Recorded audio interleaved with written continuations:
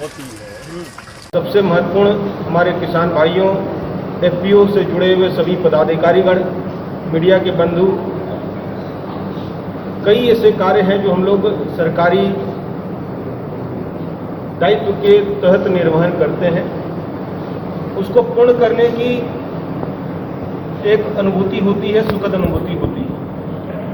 और एक होता है कि किसी कार्य को करने से आपका दिल जो है, जो हिंदी में कहते हैं कि बाग बाग हो जाता है। ये ऐसा कार्य है जिसको जब भी मुझे ये मौका मिलता है, जो पता चलता है, तो मेरे को दिल के अंदर इतनी खुशी प्राप्त होती है कि एक ऐसा कार्य जिसका परिणाम आने वाले सालों में हम लोग को नहीं मालूम क्या आयाम हासिल करेगा, उस कार्य में अगर हमारी छोटी सी भूमिका है तो मैं अपने आप को गौरवान्वित महसूस करता हूँ। और मैं यही आशा करता हूँ कि आज से 4 साल 5 साल के बाद जब ये पूरा क्षेत्र, और मुझे पूरा विश्वास है ये क्षेत्र पूरे एग्री एक्सपोर्ट का हब बन जाएगा, तब ये आज का दिन मत भूलिएगा कि इसकी शुरुआत कितनी छोटे कोई भी क्षेत्र किसी भी एक्सपोर्ट के लिए जब नाम जाना जाता है तो अचानक ऐसा नहीं हो जाता कि वहां पर सीधे एक दिन में सारा एक्सपोर्ट शुरू हो जाता है। हर बड़े यात्रा की शुरुआत एक छोटे कदम से होती है, और यही छोटे कदम हम लोग धीरे धीरे उठा रहे हैं। मुझे याद है अभी 6 महीने भी नहीं हुए, 6-7 महीने हुए जब इनके चेयरमैन साहब हम लोग ने पहली वर्कशॉप की, और शुरू में कुछ लोग जुड़े, उसके बाद बायर सेलर्स मीट कराई, जितने हम लोग ने स्टेक होल्डर्स थे उनको जोड़ा। उसके पश्चात कई जगह ट्रेनिंग आयोजित की, कुछ एक में मुझे भी जाने का सौभाग्य प्राप्त हुआ। और ये सारे मेहनत का नतीजा है कि आज हम लोग इतनी अल्प अवधि में आज ये चौथी खेप एक्सपोर्ट के लिए भेज रहे हैं। और पहली बार आम हमारा बनारसी लगड़ा, दशहरी, चौसा, रामकिला और लंदन की खेप की क्वांटिटी पे मत जाइए। अगर खेप की क्वांटिटी छोटी है, परंतु अगर वो गुणवत्ता हमारी पास वहाँ पे हो जाती है, एक बार हम उस गुणवत्ता को, मानक को मीट कर देते हैं, देन जो इंग्लिश में कहते हैं स्काई इज द लिमिट। और वे केवल यूरोप तक नहीं रुकेगा, हम पूरे विश्व में बनारसी लगड़ा की धूम मचा देंगे। हमें विश्वास है कि बनारसी लगड़ा का कोई आम में दूसरा जोड़ नहीं। हम लोग को केवल अपनी मार्केटिंग, ब्रांडिंग, स्टैंडर्डाइजेशन प्रॉपर्ली करना है, और उस दिशा में अच्छे कदम उठे हैं। मैंने कहा कि कितनी बार जब अच्छा काम करने निकलते हैं तो सारे ऑर्गेनाइजेशन साथ जुड़ते चले जाते हैं, और कैसे अपने आप काम होता चलता पता नहीं चलता। देखिए एक्सपोर्टर्स कहाँ से, एक्सपोर्टर्स अभी हम लोग को एक्सपोर्टर्स ढूंढने पड़ते हैं। इसमें अगर देखें तो 3 मेन कड़ी है, इंपोर्टर, एक्सपोर्टर और यहाँ पे जो एफपीओ जो प्रोवाइड कर रहे हैं एक्सपोर्टर को। अभी वर्तमान में एक्सपोर्टर इंपोर्ट का रिलेशनशिप है डायरेक्टली, वो इंपोर्ट कर रहा है, एक्सपोर्टर उसको एक्सपोर्ट कर रहा है। हम लोग ये चाहते हैं कि एफपीओज में जो बड़े एफपीओज हैं वो क्यों नहीं एक्सपोर्टर का लाइसेंस लेते। आजकल इतना ईजी हो गया, चीज़ें सब ऑनलाइन हो गई है। एक्सपोर्टर, एफपीओज खुद एक्सपोर्टर का लाइसेंस लीजिए, बीच में मिडलमैन की कड़ी कट जाएगी, जो एक्सपोर्टर का कमीशन वो एफपीओ को मिलेगा। बिजनेस थोड़ा रिस्क होता है। हम लोग चाहते हैं, आपने किसान से एफपीओ का ट्रांजिशन किया, अब एफपीओ से एक्सपोर्टर का ट्रांजिशन कीजिए। अब केवल किसान और एफपीओ बन के मतलब बिजनेसमैन बनिए, एक्सपोर्टर बनिए खुद, और कोई बड़ी चीज़ नहीं है। ये सब एक भ्रम होता है, हडल होता है। मैं तो बोल रहा, एक समय था जब मोबाइल फ़ोन हम लोग नहीं यूज़ करते थे, आज सब व्हाट्सएप और ईमेल और सब ई-कॉमर्स सब कर रहे हैं कि नहीं कर रहे हैं। एक समय था जब कैश का ट्रांजेक्शन होता था, सब क्रेडिट कार्ड और ई-पेमेंट और पेटीएम सब कर रहे हैं कि नहीं कर रहे हैं। बड़े बुजुर्ग सब कर रहे हैं। तो ये सब झिझक एकदम छोड़ दीजिए, मुश्किल से आधे पौन घंटे में सब चीज़ सीख जाते हैं। ये केवल एक बड़ा भारी टर्म बना के लोगों को गुमराह वो करते हैं कि सब एक्सपोर्टर इंपोर्टर पता नहीं कितना लाइसेंस जरूरत होगा, क्या करना होगा। बहुत सी सब कुछ हमारे जैसे लोग ही कर रहे हैं ना, कोई ऊपर से थोड़ी टप के जो एक्सपोर्टर बन गए। आप लोग में से जो अच्छे एफपीओस हैं वो लोग संगठित होइए, एक्सपोर्टर्स का लाइसेंस लीजिए और खुद आप लोग इसको एक्सपोर्ट करना शुरू कीजिए। और मैं आपको दावे के साथ बोल रहा हूँ कि आप एक बार खाली इसका थोड़ा सा शुरू में मेहनत करना पड़ेगा, और इसका रिजल्ट इतना बड़ा इकोनॉमी में चेंज आने वाला है। जो माननीय प्रधानमंत्री जी का बार बार एक ये हम लोग को चैलेंज दिया जाता है कि आप किसानों की आमदनी दुगना करके दिखाइए, एक बहुत बड़ा ये मील का पत्थर साबित होगा। क्योंकि हम लोग ये जानते हैं कि प्रोडक्टिविटी आप एक दिन में, 2 दिन में या 1 साल में दुगना नहीं कर सकते।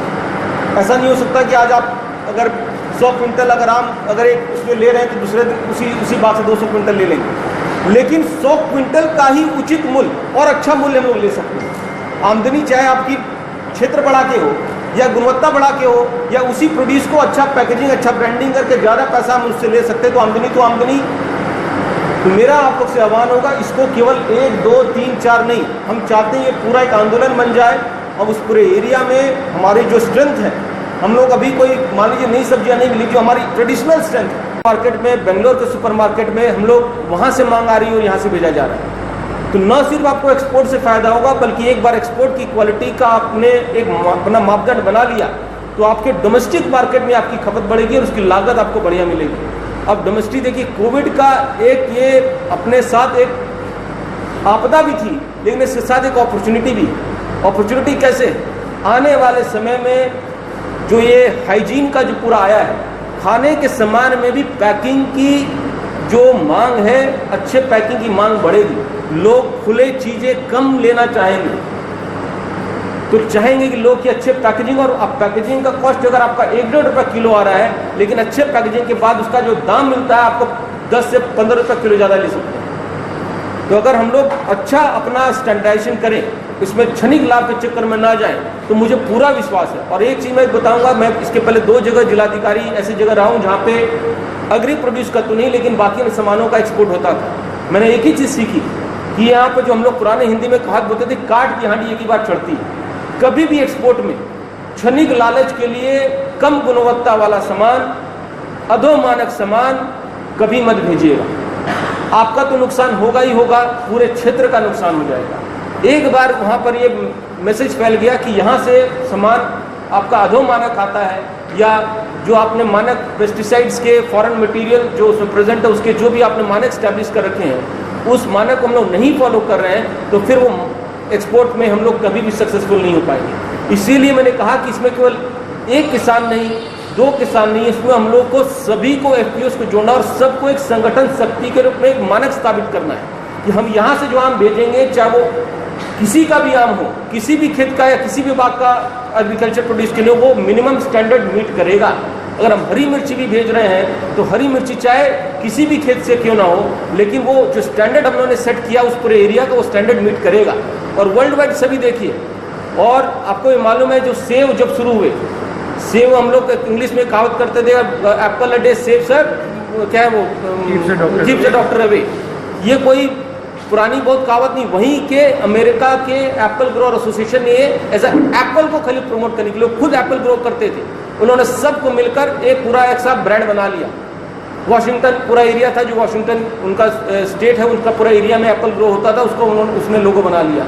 उसी तरह आलमंड जो बादाम खाते हैं, कैलिफोर्नियन आलमंड्स क्या है, उन्होंने एक अपना स्टैंडर्ड बना लिया। सब जगह उसका आप लोग हम लोग पूरा एरिया का ब्रांड बन जाए, और उसका हम लोग नाम सोच रहे हैं, जो भी नाम हम लोग देंगे, लेकिन उस नॉर्म्स को सबको फॉलो करना पड़ेगा कि हम लोग चाहे वो कहीं से भी आए, हम लोग माने कि बनारसी लगड़ा है तो ये बनारसी लगड़ा एक्स जो भी ब्रांड होगा, ये आम इस मानक को पूरा कर रहा है, चाहे वो डोमेस्टिक मार्केट मिले या हमको लंदन में मिले। और मैं आपको गारंटीड बोल रहा हूँ, थोड़ा सा परिश्रम करने का, जैसा आम बहुत मीठा होता है, इसका भी फल बहुत मीठा निकलेगा। हम लोग को केवल शुरुआत में मेहनत करनी पड़ती। और अभी एक और नया काम करने जा रहे हैं हम लोग, अभी मेरी सीबी सिंह साहब बात की है, और मैं आप सीबी सिंह साहब को बता दूँ, मैंने कल इनके सामने इनके चेयरमैन साहब को पर्सनली रिक्वेस्ट करके ये निवेदन कर लिया, जब तक यहाँ पर हम लोग इसका काम को पूरा नहीं करें, सीबी सिंह साहब को यहाँ से नहीं जाने देंगे। ये मैंने चेयरमैन साहब से मैंने बात कर ली, इनकी तैनाती दिल्ली में है, लेकिन मैंने कहा इस क्षेत्र में ये जब तक इस पूरे क्या बोलते हैं कारवां को हम लोग आगे नहीं बढ़ा लेते, तब तक इनकी सेवाएं हम लोग यहाँ पे लेंगे। इन्होंने